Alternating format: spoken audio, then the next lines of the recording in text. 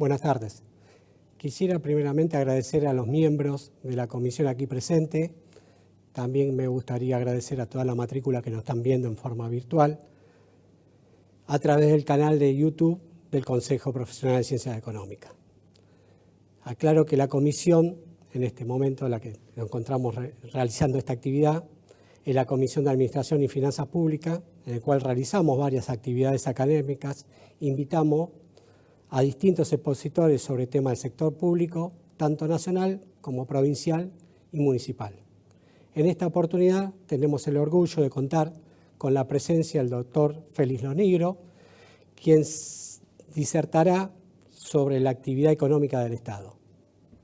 La doctora contadora Sofía Novillo será quien modere esta actividad y ella es especialista en administración financiera, está estudiando una maestría de administración pública y se desempeña actualmente en distintas instituciones asesorándola, son instituciones del sector público. Y también me enorgullece que es parte del equipo que tengo el honor de presidir, de esta Comisión de Administración y Finanzas Públicas, al cual los invito a que asistan y participen en la misma. Bueno, les agradezco nuevamente su presencia y le doy la palabra a la doctora para que siga con esta exposición. Muchas gracias. Buenas tardes a todos y todas. Gracias, Gabriel, el presidente de la Comisión de Administración y Finanzas Públicas, por esta oportunidad de participar en esta actividad del Consejo Profesional de Ciencias Económicas. También agradezco la oportunidad a las autoridades del Consejo. Es un placer participar de esta actividad y un honor estar en presencia del doctor Félix Lonigro y tener su ponencia con nosotros, su expertise. Muchas gracias, Félix.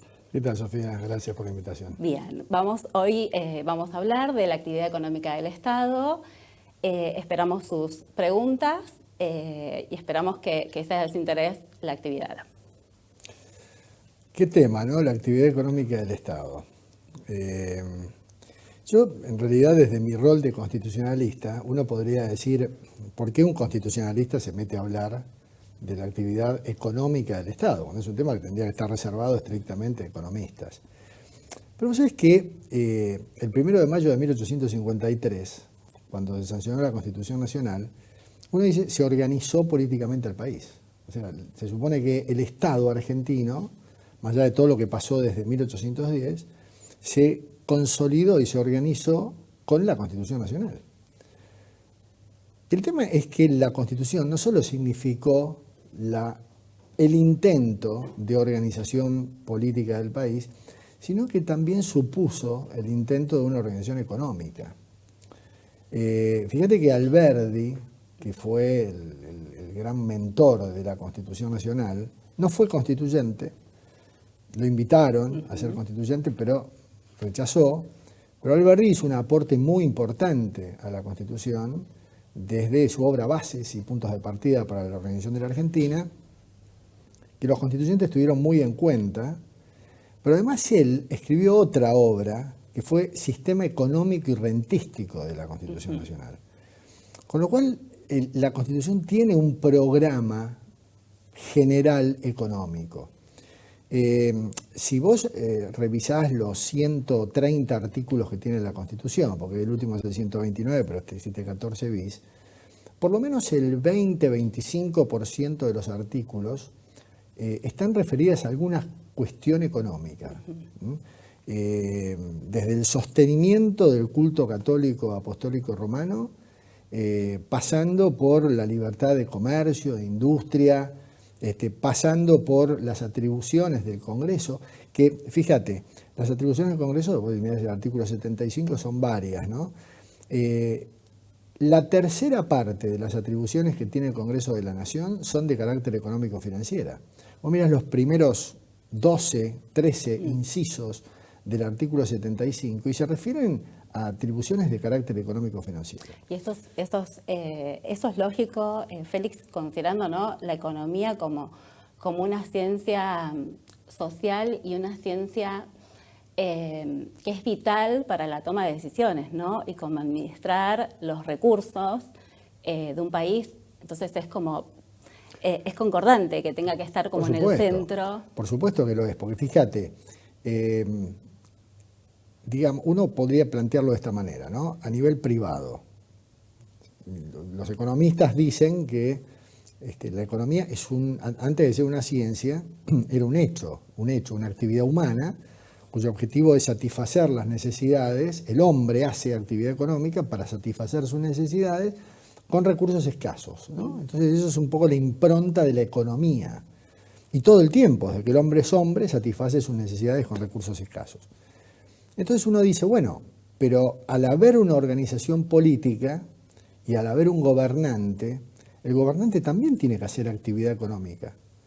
Es la satisfacción de las necesidades del gobernado, del representado gobernado, utilizando los escasos recursos públicos con lo que cuenta. Tal cual. Sí, sí. Entonces, la economía que se hace a nivel privado se replica a nivel público en economía política, que, insisto, es la actividad económica estatal. Entonces, por supuesto que eso es primordial. Lo que pasa es que la gran diferencia es la enormidad de los recursos públicos frente a los recursos privados. Y fíjate que la Constitución Nacional de alguna manera contiene a los tres pilares de la actividad económica estatal, que son el gasto público, los recursos públicos y el presupuesto. Tal cual. No digo que de los tres diga mucho, pero hay referencias a los tres. Fíjate, por ejemplo, el artículo 4 de la Constitución, ya ahí nomás, arrancando, te plantea cuáles son los recursos que debe usar el gobernante para conducir los destinos del país, para satisfacer las necesidades de la gente. Que no es poca cosa, ¿no? Porque hemos visto que los gobernantes apelan a los recursos de cualquier cosa, ¿no? Del Banco Central, de las cajas de los jubilados, del ANSES. Y sin embargo, el constituyente le ha dicho a los gobernantes, señores, ustedes tienen que proveer a los gastos de la nación con los fondos del Tesoro Nacional. Y ahí entre los fondos del Tesoro hay distintos tipos de recursos. El mismo artículo 4 te menciona recursos tributarios, ¿no? Los derechos de importación y exportación, las demás, todas las contribuciones que hay. Te menciona recursos patrimoniales, como por ejemplo la venta o la locación de tierras de propiedad nacional, ¿no? Está escrito en 1853. Hoy en día tierras son también empresas públicas cual, y demás. Edificios. Todos los bienes del Estado. E inclusive también recursos crediticios, que son los recursos que se obtienen en el caso de emergencia por pedir préstamos, etcétera, etcétera. O posiblemente no de emergencia, sino también para determinados programas que se financian con organismos internacionales. Exactamente. Respondiendo. Exactamente. Bueno, una cosa interesante acá para analizar es que el constituyente, todos esos recursos que se plantean en el artículo 4, que son los que el gobierno debe utilizar para gobernar, son recursos que genera el Congreso de la Nación. Porque los recursos tributarios son creados por el Congreso, por ley. Los recursos patrimoniales tienen que ser obtenidos por el Congreso, porque, por ejemplo, para autorizar la venta o la locación de tierras de propiedad nacional o de empresas o de bienes, tiene que intervenir el Congreso de la Nación. Para contraer deuda, tiene que intervenir el Congreso de la Nación. Para pagar deuda, tiene que intervenir el Congreso de la Nación.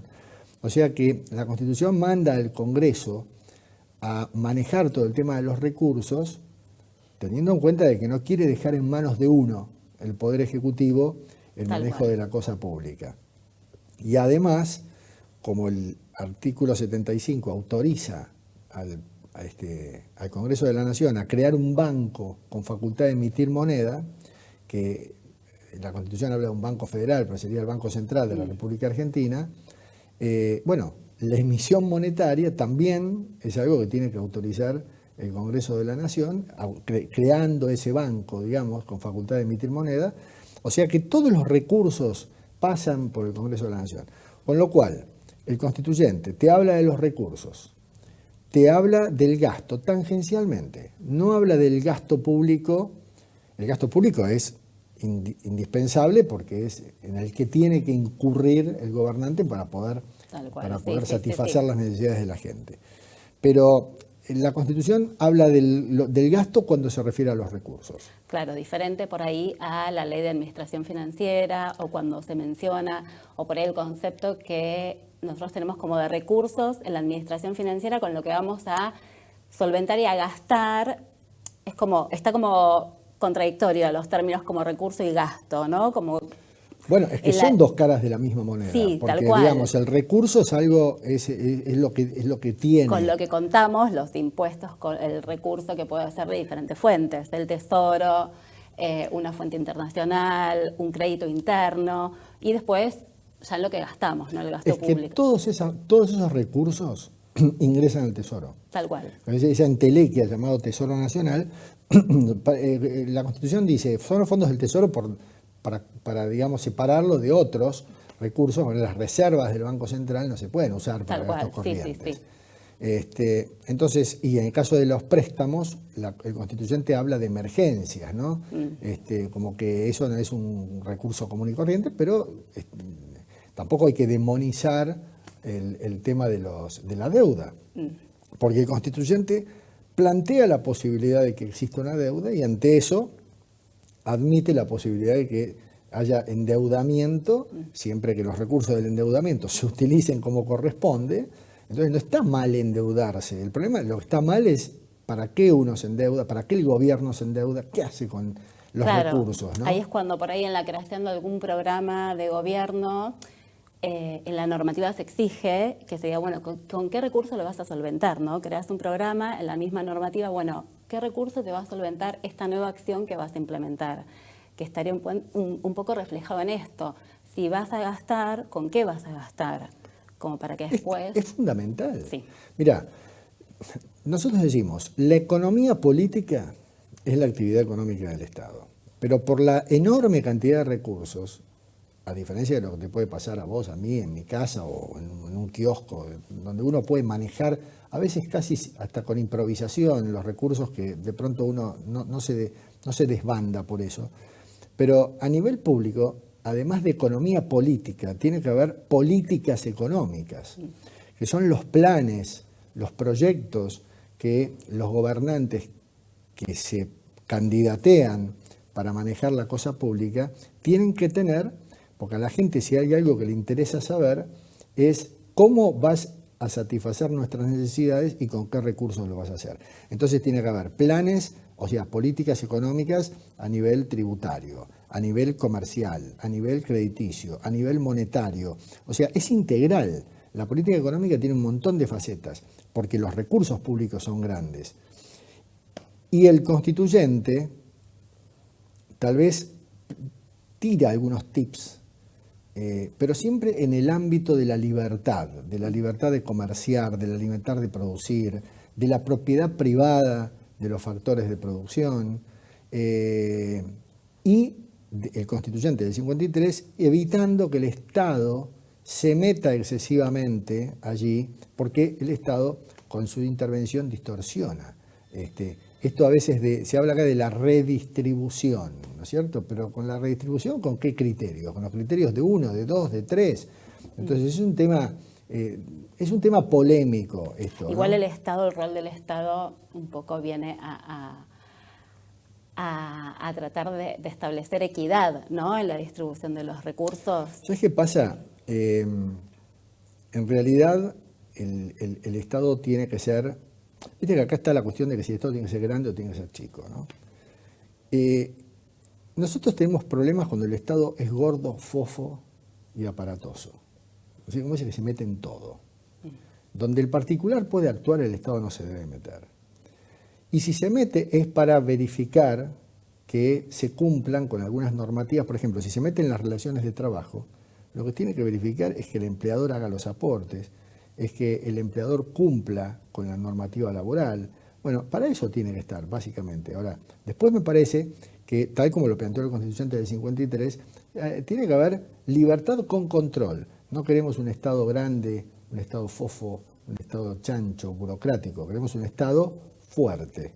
No es lo mismo gordo y fuerte. Fuerte significa musculoso, significa un Estado que se dedique a hacer efectivamente lo que tiene que hacer, porque si se dedica a hacer todo no hace nada. Y entonces las funciones esenciales del Estado, que son la defensa, las relaciones exteriores, la justicia, la salud, la educación, eso es lo que el Estado tiene que hacer.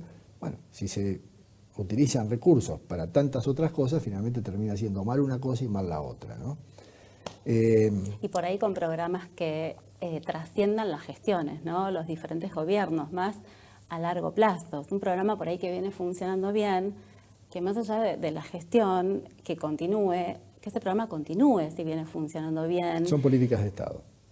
Son políticas de Estado. Claro, tal las cual. Políticas de un gobierno son coyunturales. Las políticas de Estado son las perdurables. Esas son las que tienen que, tal cual. Como pasa en los países serios, sí, en los que las políticas, hay cosas que no se discuten. Se puede modificar un matiz, una forma, pero hay cosas que no se discuten, ¿no? Nosotros acá tenemos una constitución que en ese sentido es muy precisa.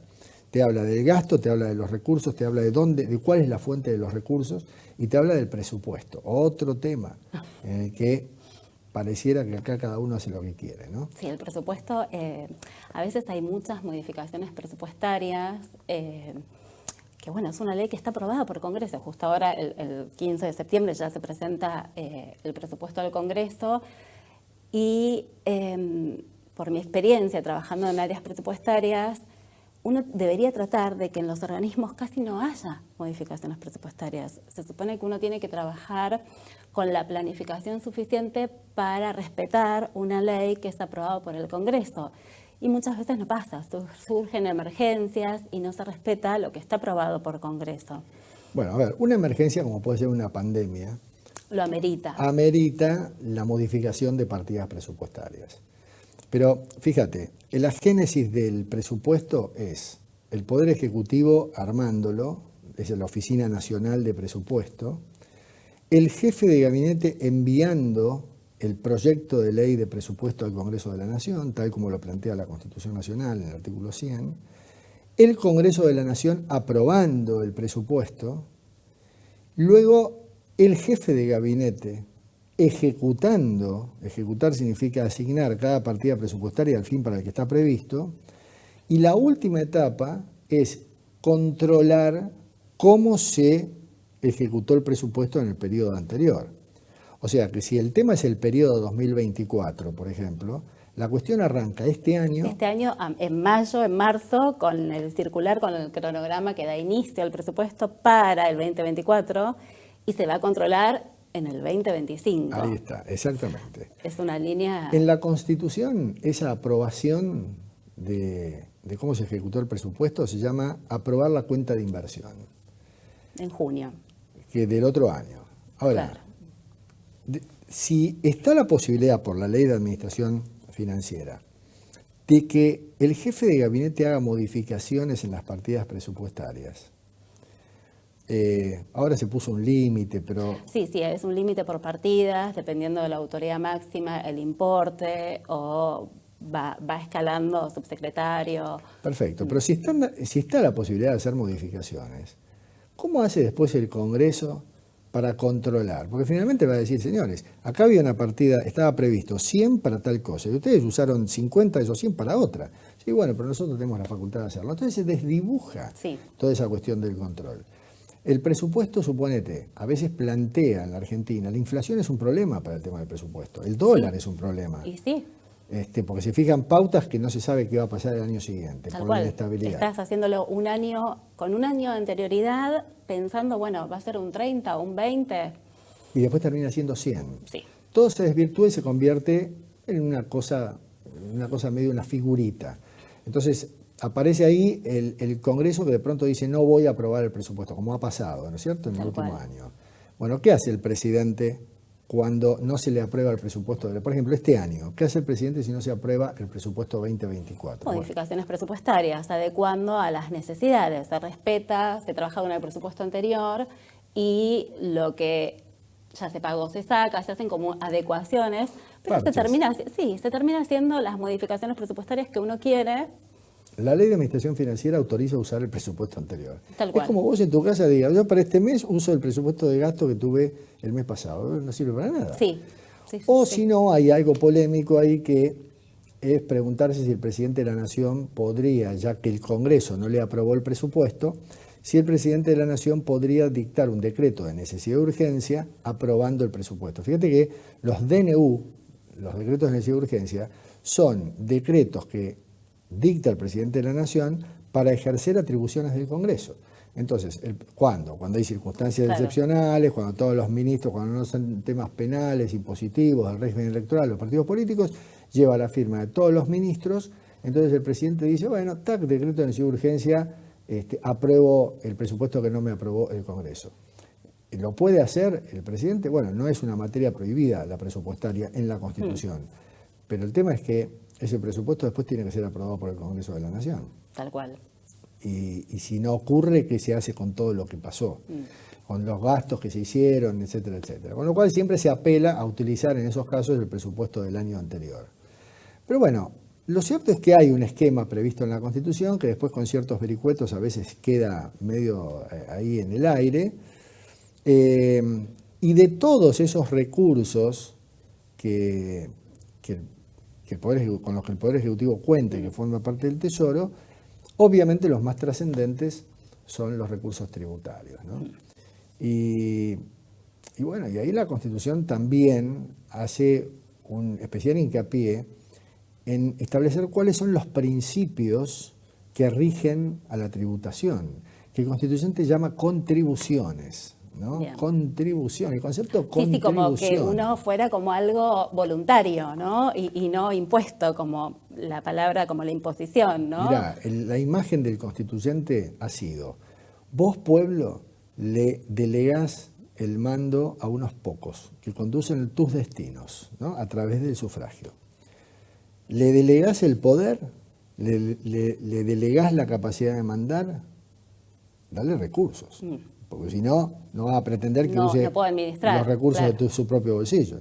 Entonces, transferir recursos. Eso suena, en el ámbito de la fantasía, como un contribuyo con el gobernante al que elijo para conducir los destinos del país, para que haga cosas, obras, para que use el dinero en aquellas cosas que el Estado tiene que intervenir. En la práctica, lo que se advierte es una enorme ruptura en el contrato social entre el contribuyente y el fisco. El fisco es el Estado recaudador.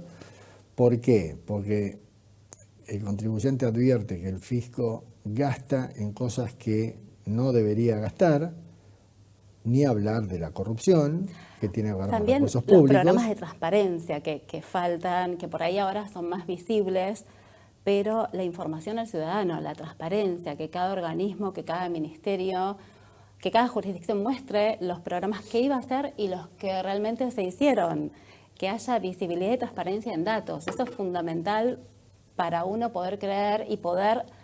A ver, los impuestos uno los tiene que pagar, pero bueno, uno los paga sabiendo que, bueno, tengo una mejor educación, una mejor salud, que uno viaja mejor, que eso se vea también. Eso se que, refleje. eso que vos estás diciendo, uno se pregunta, ¿y la Constitución refiere a esto? ¿Hace algún comentario sobre esto?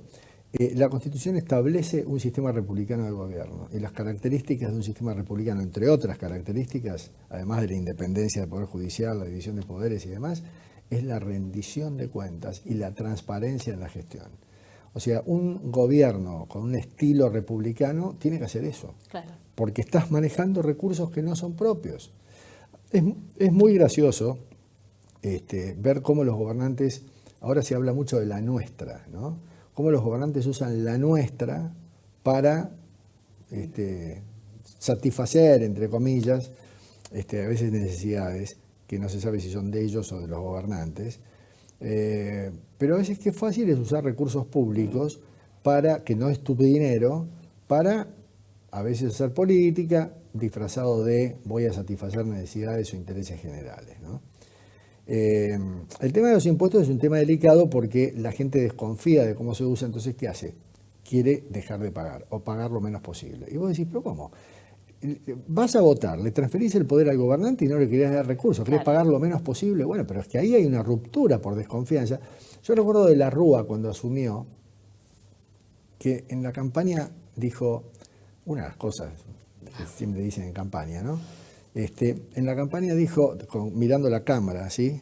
Dijo, ustedes vótenme, ustedes paguen impuestos y yo les prometo que voy a invertir esos impuestos en aquello que corresponde. Y me acuerdo que alguien alguna vez en una radio, algún periodista le dijo, ¿por qué no hacemos al revés? Porque usted no demuestra que invierte bien los recursos y después yo, entonces, en todo caso, le pago impuestos. Esa es la desconfianza que genera una ruptura en el contrato social, ¿no? Por eso la dificultad para recaudar. Es complicado. También el control, ¿no? El control en cuanto a la recaudación.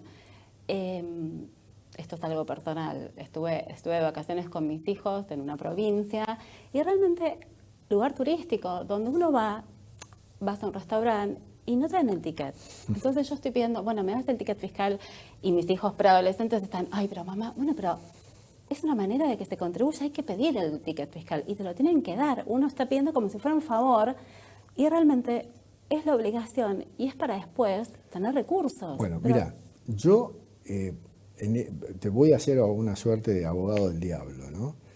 Porque yo estoy de acuerdo con vos, ¿eh? Inclusive en alguna época yo también estaba así, ¿no? En cualquier lugar o me das el ticket fiscal que corresponde y demás. Pero también es cierto que hay un mecanismo de defensa en los comerciantes. Los matan con los impuestos. Y los tipos se defienden. Y se defienden no dándote, porque el dinero que vos le pagás por una milanesa o por una gaseosa o por lo que sea, como te cobran con el IVA, si no te dan factura, el IVA se lo guardan ellos. Entonces, a ver, en todo caso, compartamos, si le vas a robar al Estado, le dan el 10% cada uno. Esto, por favor, no corresponde, no debe ser, ¿no? O sea, los comerciantes deben entregar impuestos, pero también tiene que bajar la carga impositiva del Estado para que un comerciante pueda montar un comercio, pueda trabajar. Solventarse, sostenerse en el tiempo, tal cual. Es muy alta la carga impositiva. ¿Por qué? La Argentina tiene una presión impositiva muy grande. Y ahí es donde el constituyente dice, ojo, porque los impuestos tienen que, para que sean constitucionalmente válidos, y no solamente un impuesto, sino el esquema impositivo en general, es necesario que los impuestos respondan al principio de legalidad, al principio de igualdad, si se quiere impositivamente se llama equitatividad o proporcionalidad, y el principio de no confiscatoriedad. La igualdad, lo de la legalidad es fácil porque es el impuesto que tiene que ser creado por ley. Eso está recontraescrito en la Constitución, en el artículo 4, en el artículo 17, claramente dice los impuestos establecidos en el artículo 4 tienen que ser creados por el Congreso. O sea, es inapelable y hasta se le impide al presidente de la Nación dictar decretos de necesidad de urgencia, ejercer función legislativa en temas impositivos a través de ese instrumento. O sea que por todos lados está atado el principio de legalidad en materia tributaria, basta que salga un impuesto por decreto para que sea inconstitucional. Tal cual. Ahora, hay una cuestión interesante acá. ¿Eso es para crear impuestos o también para eliminar impuestos? ¿Puede el presidente de pronto decir, bueno, el impuesto fue creado por ley, yo lo elimino por decreto? Esto es una discusión, porque algunos dicen, no, eliminar sí se puede hacer por decreto, porque en definitiva es para no gravar a la gente. Ahora, si vos le sacás la carga impositiva, ¿quién te va a hacer un planteo? Bueno, no sé, ahí estoy, pero no debería. Si es algo aprobado por Congreso, lo que está aprobado por Congreso, no debería. No, para mí es igual, no debería. Pero porque además puede haber alguien en una provincia, un gobernador de una provincia, que porque vos sacás el impuesto a las ganancias, un gobernador te deja de cobrar coparticipación federal o te baja la coparticipación federal. El gobernador te puede decir, va y te hace un planteo por inconstitucionalidad de ese decreto que eliminó el impuesto a las ganancias o que lo redujo.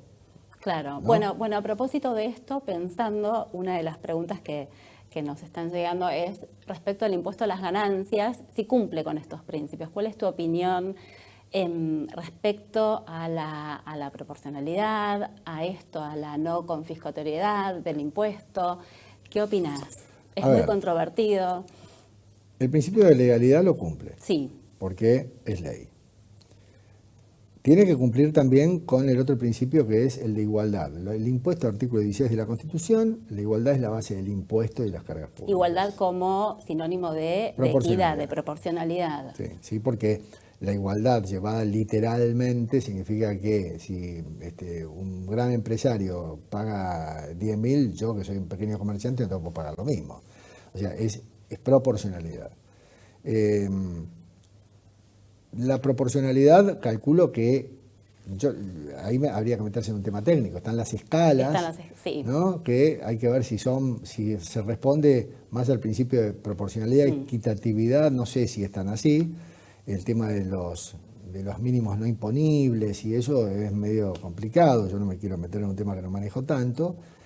Pero, por ejemplo, el tema de la confiscatoriedad, ¿qué quiere decir que un impuesto no puede ser confiscatorio? La confiscación era, en el derecho penal indiano, antes que tuviéramos código penal, era una pena. Entonces, había delitos cuya pena confiscaban los bienes. El código penal dijo, la Constitución dijo, basta, hay que crear un código penal y queda abolida la confiscación en el código penal argentino, como que no se puede utilizar una pena que sea confiscar bienes. Entonces, si lo aplicamos al principio tributario, significa la confiscatoriedad una exacción irrazonable, digamos, exagerada del bolsillo del contribuyente de sus ganancias. Ahora, el contribuyente... Que muchas veces las ganancias para un empleado es su sueldo. Bueno, no estamos hablando por ahí de ganancias de una empresa. Es ganancia y también es, claro. Porque el tema, te dicen, ¿vos cuánto ganás? Entonces, sí, yo gano poco, gano tanto, pero es una ganancia. Es una ganancia. O una ganancia es lo que le sobra después de satisfacer sus necesidades básicas. Bueno, también ahí es medio complejo el tema, pero la verdad es que un jubilado paga impuestos a las ganancias. Es una barbaridad. Sí, bueno, hoy en día sí. Es una barbaridad. Sí. O sea, que un trabajador que gana... ¿Cuál es el mínimo no imponible ahora? Yo no sé si está en 700. Sí, creo que ahora 700 cambió. Pero la verdad es que la confiscación significa una exacción irrazonable. Y la Corte tiene dicho que cuando supera más del 33-35% de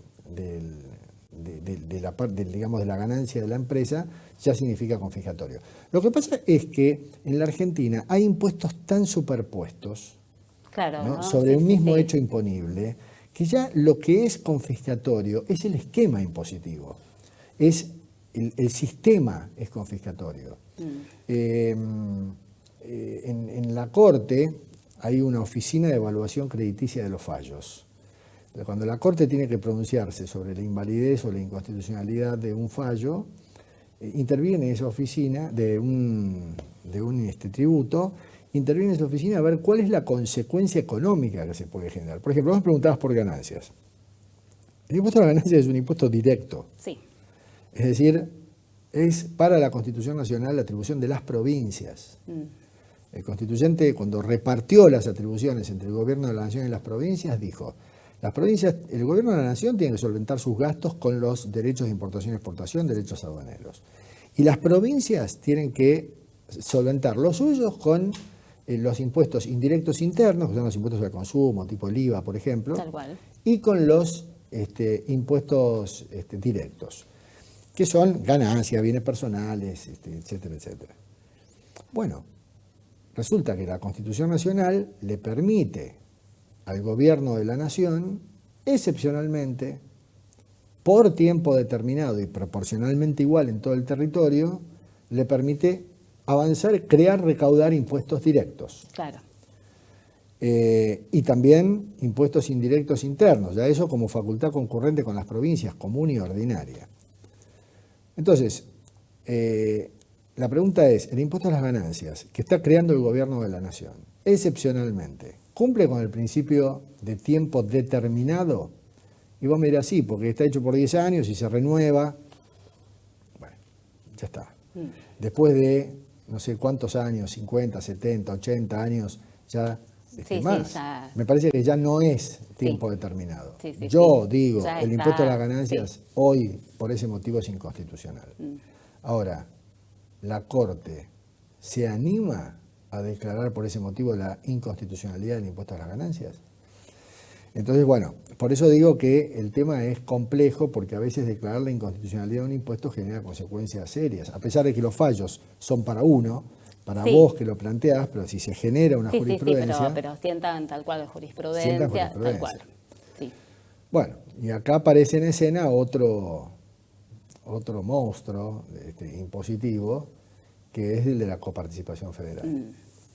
Porque justamente el constituyente del 53 que dijo, hay sistema federal, hay provincias, bueno, cada uno a lo suyo. Gobierno de la nación hace esto, provincias lo otro, en materia impositiva. Pero apareció en escena un problema que en realidad existió siempre, pero que se agravó con los años, que es la baja cantidad de habitantes y la mala distribución de la población. Claro, sí. Provincias que tienen muy poca población, que no tienen recursos. Sofía, la mitad de las provincias argentinas, tienen menos de 1 millón de habitantes, Claro. según el último censo. Hasta el último censo, los 2/3 tenían menos de 1 millón de habitantes. Ahora estamos ahí. Con lo cual, decime vos, ¿a quién le van a cobrar? ¿A quién le van a cobrar impuestos Sí. en provincias donde no hay gente? Alberti lo decía con claridad. Donde no hay recursos humanos, donde no hay población, no hay economía. La economía necesita como motor al hombre. Es una ciencia social y el protagonista de la economía es el hombre. Si no hay hombres, seres humanos, no hay desarrollo, no hay intercambio, no hay producción, no hay comercio. Sí, deberías ir acompañado de políticas públicas que fomenten, ¿no?, la producción, las industrias en determinadas provincias, ¿no? Porque la gente después termina todos en Buenos Aires, en capital. Surgen otros problemas, ¿no?, de habitacionales, de la cantidad de gente, de personas en un barrio. Escuchaba en la radio el otro día gente que se agrupa en Caballito, en Palermo, porque no quieren más edificios, porque realmente eso implica más ¿Cuántos habitantes servicios. hay en la capital federal? Vos me hablás de Caballito, Palermo y demás. En la capital, en la ciudad de Buenos Aires, hay un habitante, la densidad poblacional es cantidad de habitantes por kilómetro cuadrado. En la ciudad de Buenos Aires hay 15.000 habitantes por kilómetro cuadrado. Estamos hablando de los que viven. Claro. O sea, si además le sumás los 5 o 6 millones Que que se transportan todos los días, para trabajar. ¿no? Sí. Entonces ya estamos hablando de un problema superlativo. Eso por un lado, y la contrapartida es provincias como Santa Cruz que tienen menos de 1 habitante por kilómetro cuadrado. Entonces, cuando vos tenés esa pésima distribución territorial de la población en el territorio, las provincias se quedan sin ese motor económico que les permitan recaudar. Tal cual. Como esto ocurre, el gobierno de la nación dice, bueno, pero entonces no podemos hacer lo que decía Alberti en la Constitución del 53. Vamos a tener que, los impuestos que le corresponden a las provincias los vamos a tener que asumir nosotros y después repartimos.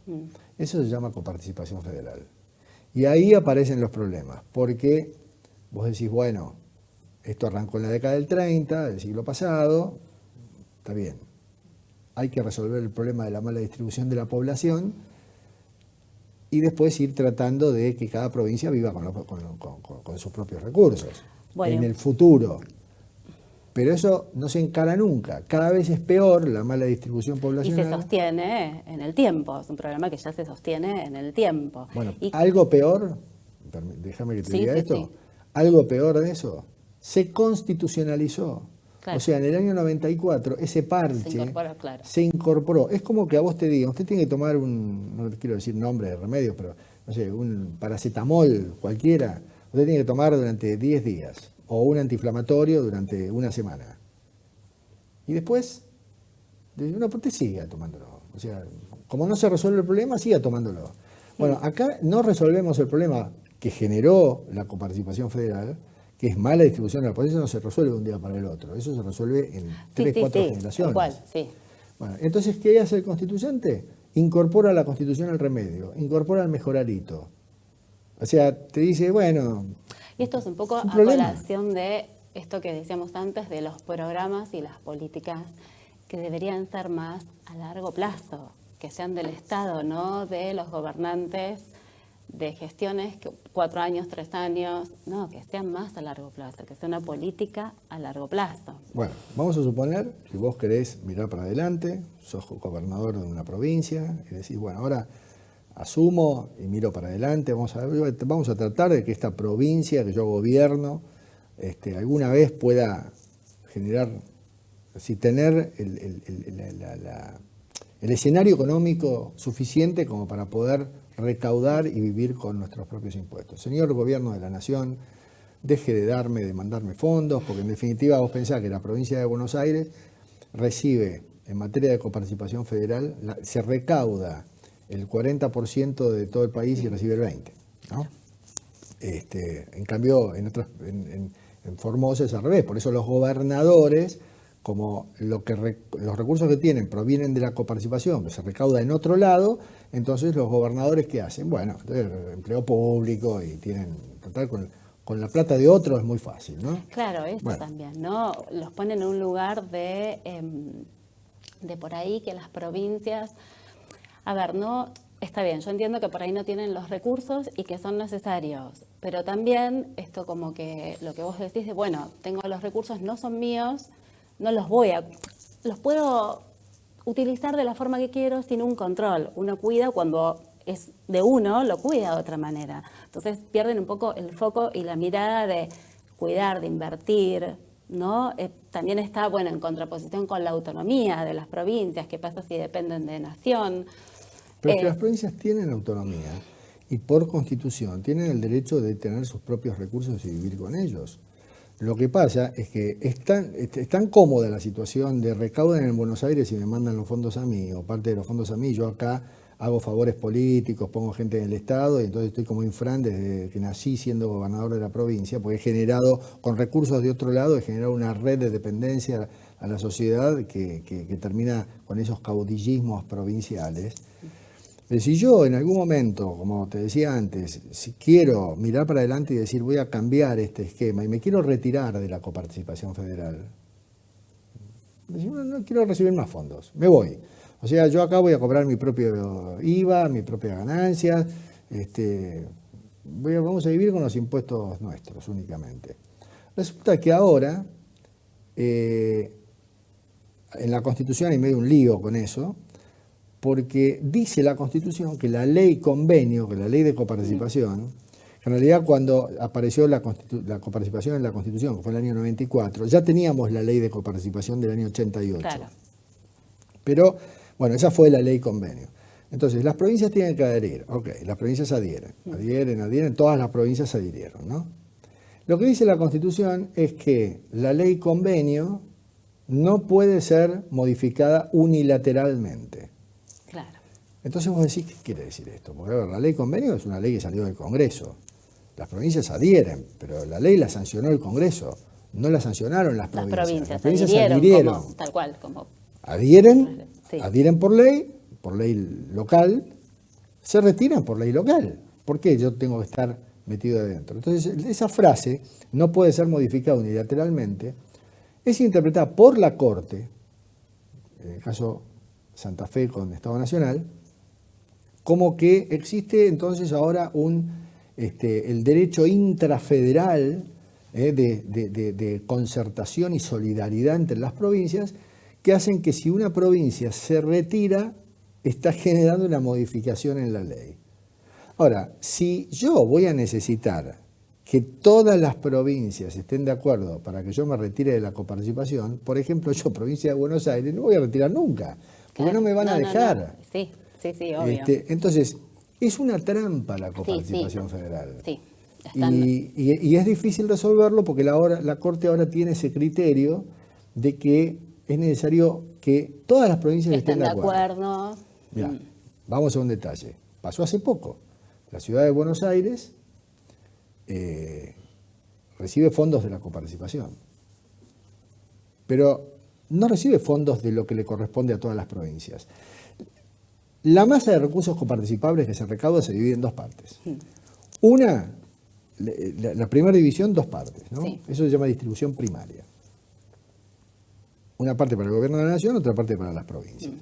Más o menos es el 45% para la nación y Sí, para las provincias queda el 55% y el 42% para la nación, después hay un 3%, no importa. Esa parte que corresponde a las provincias se divide entre ellas en lo que se llama distribución secundaria. Esto está previsto en la ley del año 88. En ese año, la ciudad de Buenos Aires no era provincia, Tierra del Fuego tampoco. Entonces, ¿de dónde recibe el dinero la ciudad de Buenos Aires? ¿De lo que le corresponde a todas las provincias? No, de lo que le corresponde a la nación. Entonces la nación le da, le quita, le pone, le saca. Esto fue lo que pasó con la ciudad de Buenos Aires, Macri la aumentó, Alberto Fernández se lo quita, es juicio que tenemos todo ese problema. Ahora, ¿cómo se va a hacer para que la ciudad de Buenos Aires, que tiene autonomía, ahora ingrese como si fuera una provincia más? Para a la coparticipación. Sí, para eso tienen que estar de acuerdo todas las demás. Provincias. Nunca van a estar de acuerdo las demás provincias. Entonces, realmente el sistema de coparticipación federal es una trampa. Ahora, primero que es nefasto, ¿no? Porque se ha constitucionalizado un parche. Eso tiene que tender a desaparecer y sin embargo ahora quedó... Con otra política de fondo, tal cual, con incentivos a las provincias, con otra que se resuelva, ¿no? Otra política a largo plazo. No sé cómo hacer, pero si yo fuera presidente diría, señores, tenemos un problema que resolver de mala distribución de la población para poder resolver otros problemas. Listas sábanas, el tema de la coparticipación, etcétera. Yo no sé cómo se resuelve, pero formo una comisión de sociólogos, no sé, demógrafos, lo que sea. Señores, quiero en un año quiero un informe y una solución. Eso no se habla, de ese tema no se habla. Entonces de pronto ahora irrumpe en escena un candidato como Milei que te dice, voy a eliminar la coparticipación federal. Voy a eliminar el Banco Central, voy a dolarizar la economía, etc. Yo no me voy a meter a discutir si dolarizar o si eliminar el Banco Central es conveniente o no, porque no soy economista, no tengo tantos elementos para discutir de eso.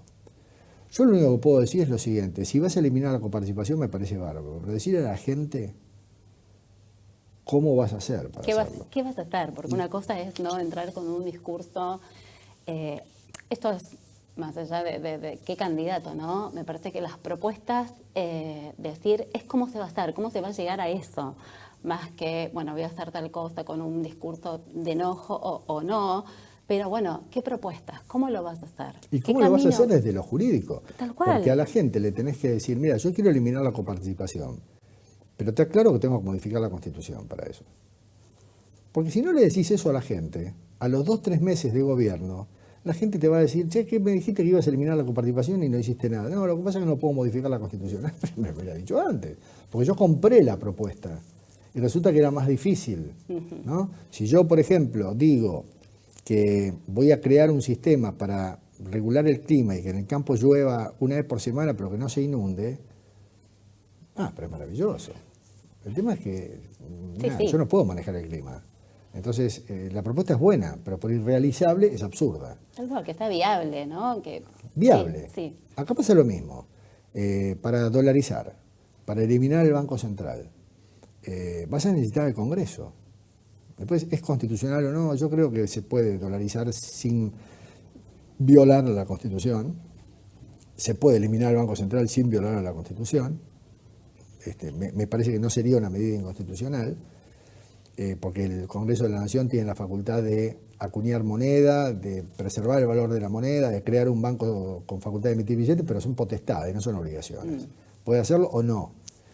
De hecho, la Argentina, cuando se sancionó la Constitución, no tenía ninguna moneda. En la Argentina circulaban libras esterlinas, onza de oro, onza de plata, billete, dinero boliviano, dinero chileno, claro. Y la Corte lo avalaba, porque no era inconstitucional. Bueno, parece que no lo es ahora, pero necesitas al Congreso.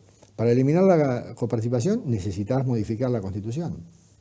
Para los vouchers educativos en las provincias, la educación es de las provincias, necesitas modificar el artículo 5. Tal cual, sí. Eso hay que decirlo, y si no tengo apoyo en el Congreso, voy a convocar a consulta popular. ¿Puede el presidente de la Nación convocar a consulta popular sobre, por ejemplo, el tema de la dolarización, el tema de la moneda, del Banco Central? No, porque son atribuciones del Congreso. En Claro. todo caso, la consulta popular la tiene que convocar el Congreso, pero no él como presidente. El Congreso luego decide si la consulta es vinculante o no, pero él como presidente solo puede convocar a consulta popular para temas de su competencia. Ni la eliminación del Banco Central, ni la Claro, eliminación sí, de la sí, moneda son de temas su del competencia. Ejecutivo, claro, no del Congreso. Entonces me da la sensación que ahí hay que explicar que a veces los procesos y las propuestas tienen dificultades que no se pueden llevar a la práctica así porque sí. Y en el caso específico de la coparticipación, Sofía, más allá de que suponete que no fuera necesario modificar la Constitución, esto es como decir, mira, este enfermo lo tengo que poner en el quirófano. O sea, no me queda otra, hay que operar. Sí, sí, es un problema que hay que resolver, no paliar solamente porque el problema de fondo sigue estando. Bueno, y no si se va a vos al resolver. enfermo no lo nivelás, el tipo es anémico, no lo podés operar. Entonces, primero nivelalo y después operalo. Acá es lo mismo, quiero eliminar la coparticipación. Perfecto, es una política de mediano o largo plazo, yo diría largo plazo, pero tenés que nivelar al enfermo. El enfermo es un enano raquítico macrocefálico que está así torcido porque tiene toda el 40% de la población en un Tal punto. cual, ¿no? Es, bueno, a ver, ¿qué medida? Se supone que es un mientras tanto, pero bueno, decime qué vas a hacer a largo plazo, cuáles son las acciones, decime qué plan de acción tenés si lo querés eliminar. Y mientras tanto, ¿qué? ¿Cómo esa provincia es solventada? ¿Con qué recursos? Claro. Y también un poco esto de los discursos, yo creo que igualmente eso ya es una opinión personal, el de explicar o no explicar determinadas medidas o propuestas de todos los candidatos es una forma de hacer política, ¿no? Te digo lo que voy a hacer y no te digo la manera en que lo voy a hacer. Sí.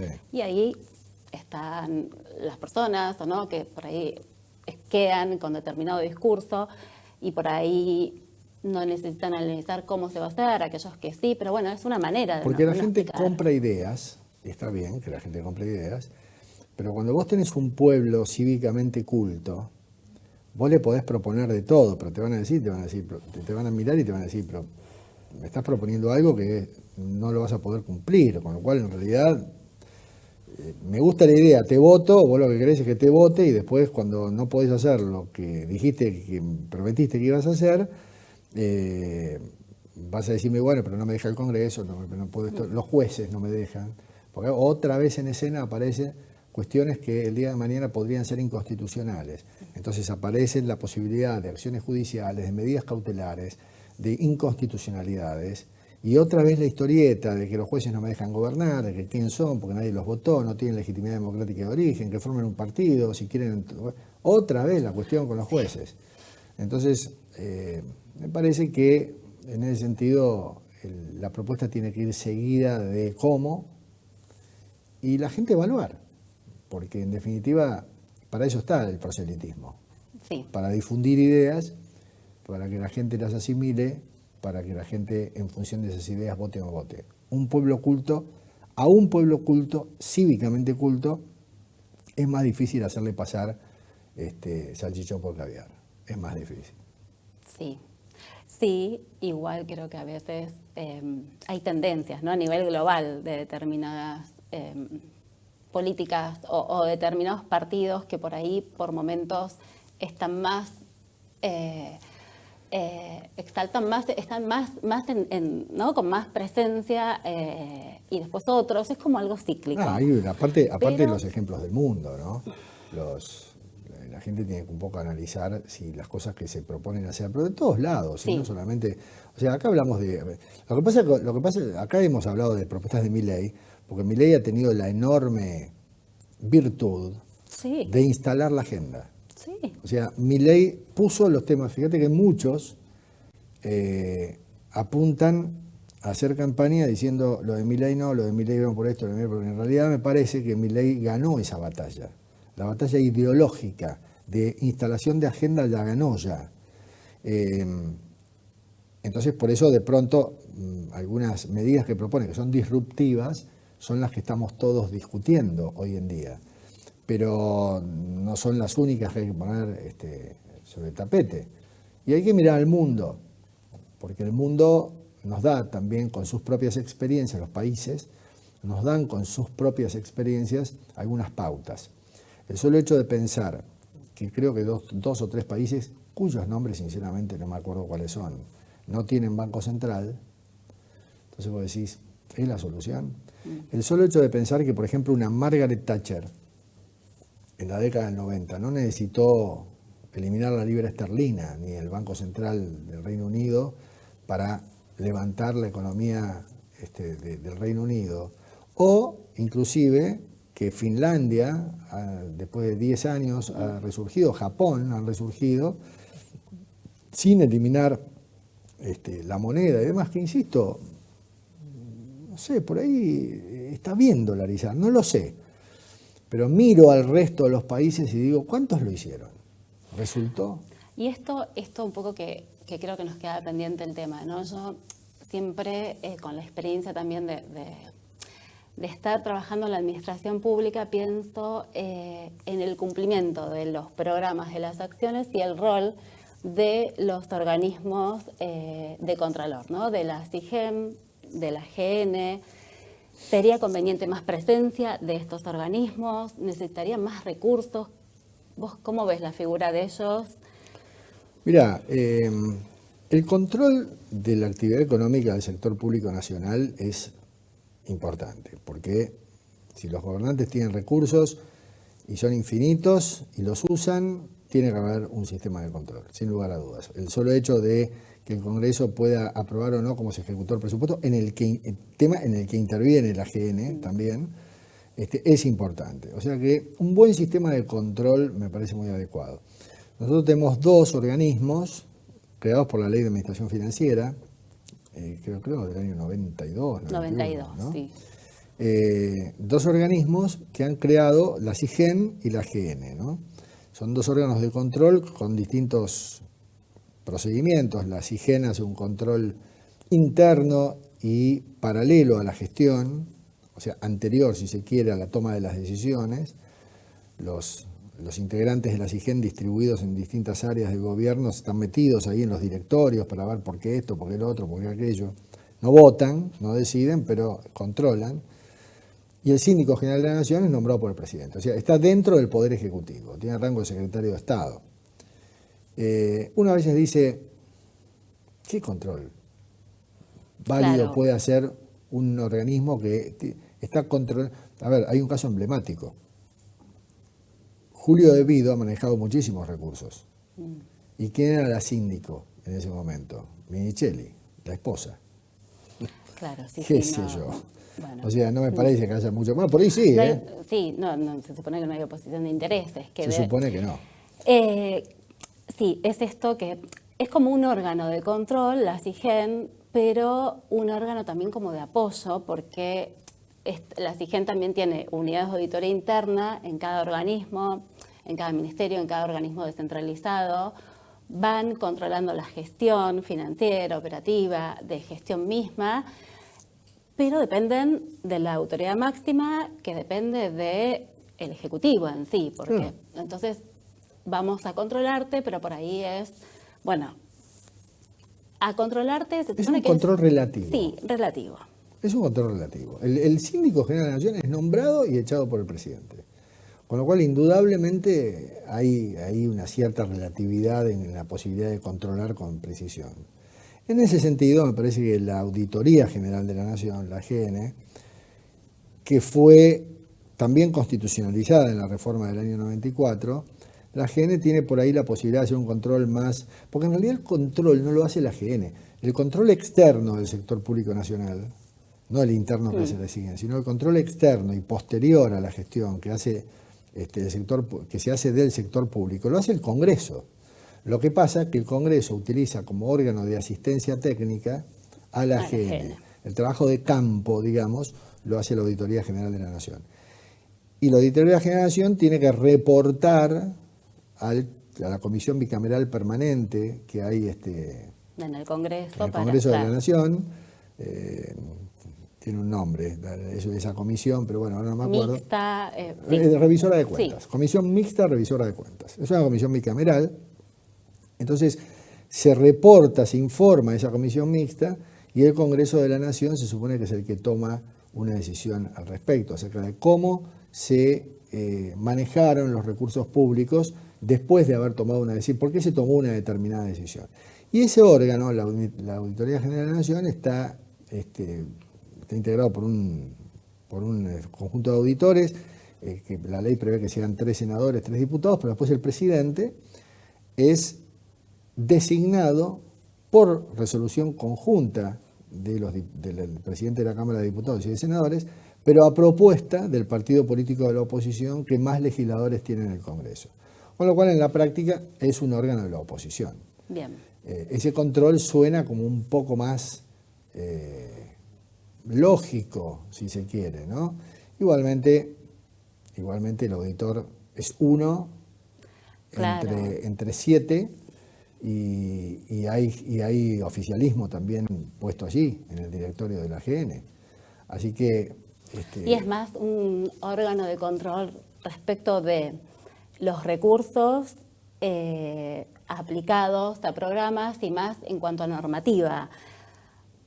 Falta como un control, a mí me da la sensación de que falta como un control más de campo, más que se puedan visualizar cuando hablamos en la administración pública.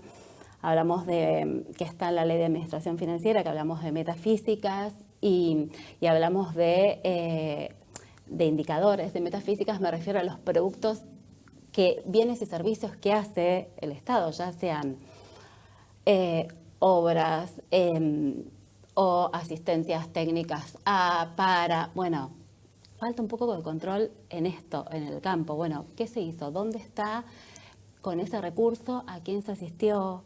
¿Qué impacto tuvo ese programa que se aplicó? ¿Se crearon escuelas? Bueno, se crearon escuelas para brindar educación. Bueno, ¿realmente se puede medir el impacto? Si esos chicos pudieron aprenderlo, eso falta, me parece. Bueno, ¿no? la AGN está previsto en la Constitución que haga un control de legalidad y de gestión, ¿no? Control de legalidad significa si el accionar se ajustó a la normativa. Y de gestión significa si justamente las decisiones económicas con los recursos fueron productivas, digamos, o beneficiosas. Eso es más subjetivo. Sí, porque en realidad como a veces como funciona es de llegar un requerimiento de la SIGEN o de la AGN en concordancia o respondiendo de la SIGEN respondiendo a la AGN, y muchas veces los requerimientos son, bueno, cumpliste con tantas metafísicas, decís, bueno, ¿qué desvío tuviste? Y uno responde, pero en realidad faltaría, bueno, me estás diciendo, no sé, que hice tantos productos, y yo te respondo, y vos me decís, no sé, en el caso de, no sé, una obra, me decís que tuviste un desvío, bueno, anda y mira la obra. Nosotros, bueno, no sé, en el Ministerio de Obras, por ejemplo, se puede visibilizar las obras en un tablero de gestión, pero bueno, falta que ese control, que eso es parte también de la transparencia, pero que los organismos de control también hagan esto. El tema es que finalmente los organismos de control, uno depende del controlado y el otro depende de un órgano como es el Congreso de la Nación, que está muy diversificado en materia de voluntades políticas, oficialismo, oposición, etcétera, y por más que la AGN haga un reporte negativo, después el Congreso tiene que tomar medidas, y ahí es donde se producen las diferencias. Sí, que es una cuestión más política, finalmente. Totalmente, sí. Es política. Como es político el manejo de los recursos, ¿no? Sí. Así es. Bueno, Félix, muchísimas gracias. Bueno. Un placer. Muchas gracias. Conversar con vos, uno aprende. Ojalá que haya resultado algo positivo para los que nos están escuchando, ¿no? Muchas gracias a todos por escucharnos, por ser parte de esta propuesta del Consejo.